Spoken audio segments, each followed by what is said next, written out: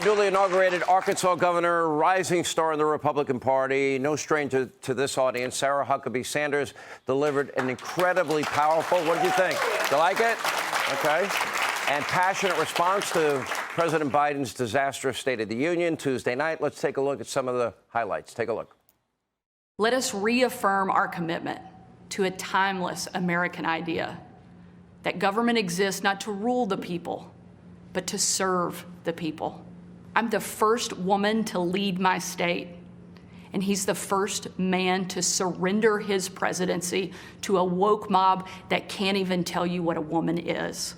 The dividing line in America is no longer between right or left. The choice is between normal or crazy.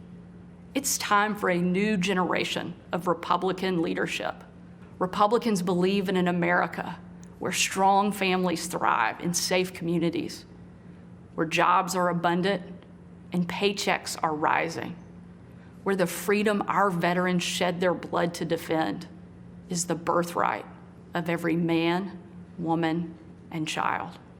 Give a warm welcome to Governor Sarah Huckabee Sanders. Governor, great to have you. Thank you for being here. Thank you. I wrote you, and I was on the air after the State of the Union, and I said, you were the star of the night, and it wasn't even close. And under those circumstances, number one, Biden has the bully pulpit of the presidency. He's got 535 psycho lunatics that are clapping every other word. At least half the crowd is clapping. And anyway, and I thought about it, and there you are in a room, and you are telling truth like it's either normal or crazy. Like everyone in this audience so far is normal. You know, everybody outside in New York is crazy. But this is really what it's about. It's the Democratic Party is nothing like the old Democratic Party. Is that a fair statement? Absolutely. I think that any person who's paying attention can see the absolute shift that the Democrat Party has made so far to the left that there's no other way to describe it other than crazy. The things that they are pushing, whether it's, outlawing gas stoves or defining genders by the second, everything that they come up with is just moving so far out of the mainstream that there's no other way to describe it. I was thankful that I got to follow President Biden because he does help set the bar a little bit low, and that made my job a bit easier. The other part, he just has a terrible story to tell.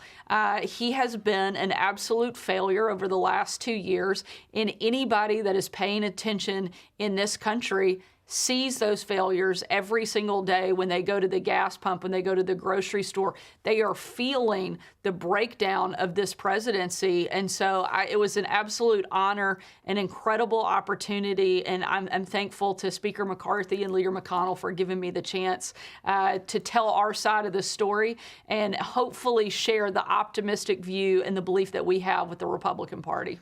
You've signed 17 bills into law. You've only been there a month. You have probably one of the most comprehensive education bills in the country that you're advancing right now, including going from 48th in teacher pay to 4th in the U.S.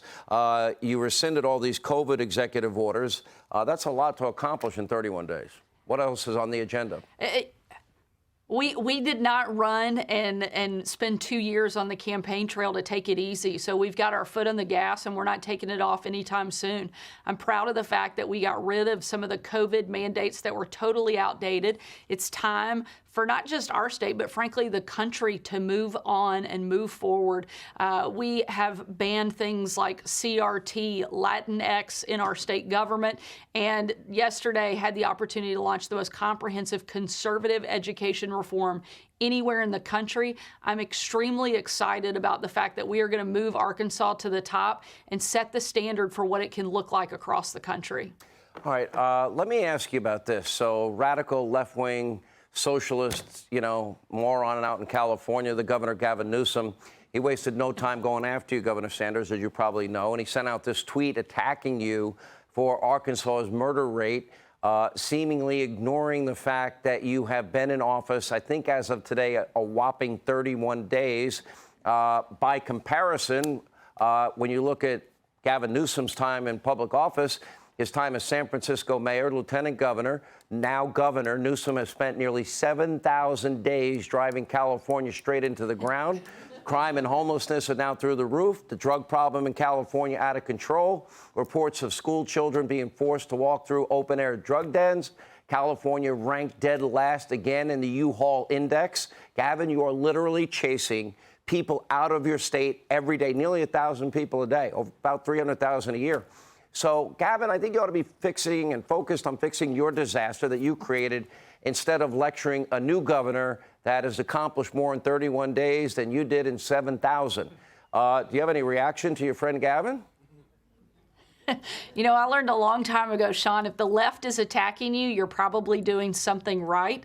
And so I think it only further validates the actions that we've taken over the last 31 days, that we are doing things the right way. I'm proud of the things that are taking place here in our state. Let's not forget, he literally had to run ads begging people to stay in California not that long ago. And every single town I go to in Arkansas, I meet someone who has moved from California. My message to them is, we're glad you're here, but don't forget why you left California. We are proud of our state, and you're welcome to our come. gates are open for people to come. But leave your stupid politics behind. That's got to be the motto. Governor, great to see you. Absolutely. Congratulations. That was a great speech. We appreciate you being with us. All right, and thank you. And coming up, Biden's age becoming an issue. He says no, but we got tape that says otherwise. The Biden blunders coming up. Lowlights, we'll check in with Jimmy Fela, Joe Concha, Dagan McDowell. They're coming up straight ahead as we continue.